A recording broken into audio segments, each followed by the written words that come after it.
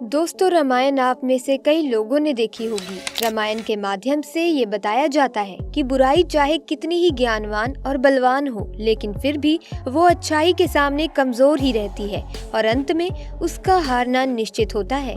ऐसे में रामायण के आखिरी अध्यायों में रावण की मृत्यु के बाद उसकी पत्नी मंदोदरी का क्या हुआ होगा। दोस्तों, रामायण में रावण की पत्नी मंदोदरी तो आप सभी को याद ही होगी।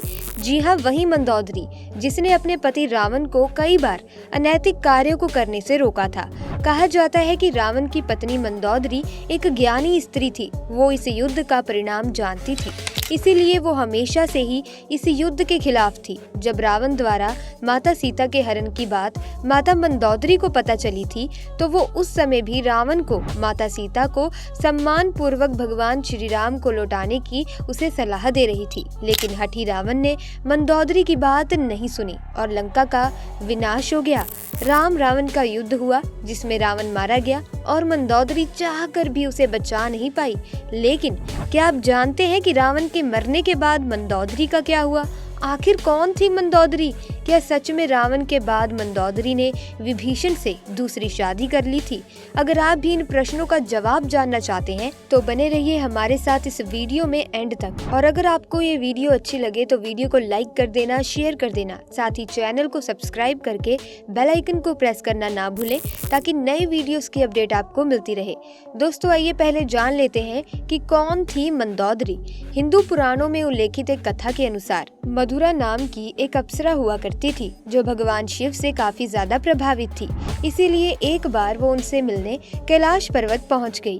उस वक्त कैलाश पर्वत पर भगवान शिव अकेले ही थे। माता पार्वती कहीं गई हुई थी। कथा के अनुसार भगवान शिव को कैलाश पर्वत पर अकेला पाकर अप्सरा मधुरा उन्हें लुभाने की कोशिश करने लगी। कुछ देर बाद जब माता पार्वती कैलाश पर्वत पर आई तो उन्होंने अप्सरा के शरीर पर भस्म लगा हुआ पाया। माता पार्वती इसे देखकर क्रोधित हो गई और क्रोध में आकर उन्होंने मधुरा को श्राप दे दिया कि तुम अगले 12 वर्ष तक मेंढकी के रूप में जीवन व्यतीत करोगी। माता पार्वती का श्राप और क्रोध देखकर मधुरा डर गई और हाथ जोड़कर उनसे माफी मांगने लगी।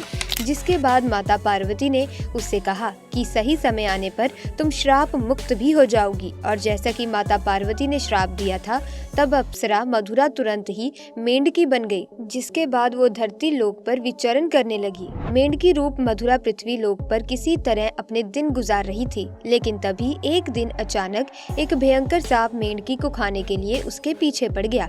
मेंढकी मधुरा अपनी जान बचाने के लिए भागने लगी और भागते भागते वो सप्त ऋषियों के आश्रम में पहुंच गई, जहां उन्होंने खीर बनाने के लिए खीर का बहुत बड़ा बर्तन लकड़ी के चूल्हे पर चढ़ाया हुआ था। जब सांप ने मेंढकी मधुरा को दौड़ाया तब वो उछलकर उसी खीर के बर्तन पर बैठ गई। जब उसके पीछे आया वो सांप तो उससे बचने के लिए बर्तन के एक छोर से दूसरे छोर पर वो उछल गई। सांप भी उसके पीछे पड़ गया और दूसरे छोर पर जाने की कोशिश करने लगा, लेकिन दुर्भाग्य से वो फिसलकर खीर के बर्तन में ही गिर गया और खीर गर्म होने के कारण वो मर गया।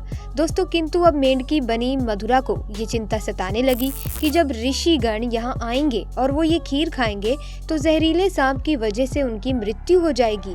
मधुरा ये हरगिज नहीं चाहती थी उसकी वजह से सप्त ऋषियों की जान जाए, इसीलिए वहीं बैठकर ऋषियों का उसने इंतजार किया। जैसे ही ऋषि वहां आए तो वो उनके सामने तुरंत ही खीर के बर्तन में कूद गई। ऋषियों ने मेंढकी को बर्तन में कूदते हुए देख लिया, इसीलिए उन्होंने सोचा कि अब तो ये खीर खाने के योग्य ही नहीं है और उन्होंने खीर को वहीं फैला दिया। खीर फैलाने पर उन्होंने देखा कि इस बर्तन में मेंढकी के अलावा एक सांप भी मरा हुआ है। ये देखकर सप्त ऋषि समझ गए कि मेंढकी ने हम सबकी जान बचाने के लिए अपने प्राणों का बलिदान दे दिया।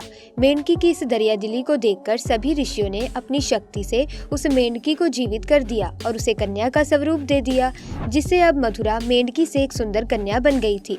किंतु लोक समाज के डर से ऋषियों ने इस कन्या को अपने साथ नहीं रखा। उन्होंने महर्षि कश्यप के पुत्र मायासुर को बुलाकर उस कन्या को सौंप दिया। मायासुर और उसकी पत्नी हेमा ने उस कन्या को पुत्री के रूप में गोद ले लिया। उन्होंने मधुरा का नाम बदलकर मंदोदरी रख दिया। दोस्तों, अगर हम मंदोदरी के पिता मायासुर की बात करें तो उसे राक्षसों का विश्वकामा कहा जाता था। उसे ब्रह्मा जी से विशेष वरदान प्राप्त था, जिसकी वजह से वो कहीं भी सुंदर भवन या नगर का निर्माण करवा सकता था। मायासुर ने ब्रह्मा से प्राप्त वरदान के प्रभाव से ही अपनी पत्नी हेमा के लिए मंडूर जैसे खूबसूरत नगर का निर्माण किया था, जो कि वर्तमान में जोधपुर का मंडौर है। मंदोदरी और रावण का विवाह कैसे हुआ? कथा के अनुसार एक बार रावण मायासुर से मिलने के लिए मंडौर पहुंचा हुआ था। उसी समय उसकी नजर मंदोदरी पर पड़ गई। रावण मंदोदरी को देखते ही उसकी सुंदरता पर मोहित हो गया, इसीलिए उसने असुर राज मायासुर के सामने मंदोदरी के साथ विवाह का प्रस्ताव रख दिया। कहा जाता है कि जब विवाह के लिए रावण और मंदोदरी की कुंडली का मिलान हुआ तब स्थितियां ठीक नहीं थी, लेकिन रावण के बर्ताव को देखकर मायासुर ने उसे मना नहीं किया। वहीं दूसरी तरफ मंदोदरी भी रावण से विवाह नहीं करना चाहती थी, लेकिन अपनी पिता की बातों को टाल ना सकी, जिस वजह से मंदोदरी ने रावण के साथ विवाह के लिए हामी भर दी। कहा जाता है कि राजस्थान के जोधपुर के मंडौर में मंदोदरी और रावण का विवाह हुआ था। राजस्थान के जोधपुर के मंडौर रेलवे स्टेशन के पास एक जगह है, जिसके बारे में ये मान्यता है कि इसी स्थान पर रावण ने मंदोदरी के साथ 7 फेरे लिए थे।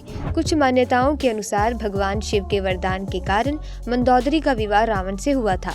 मंदोदरी ने शिवलेश्वर नाथ मंदिर में भगवान शिव की आराधना की थी। ये मंदिर मेरठ के सदर इलाके में है। कहा जाता है कि मंदोदरी ने भगवान शिव शंकर से ये वरदान मांगा था कि उसका पति इस धरती का सबसे विद्वान और शक्तिशाली हो। उस समय रावण ही एकमात्र ऐसा पुरुष था जो धरती का सबसे विद्वान और शक्तिशाली पुरुष था।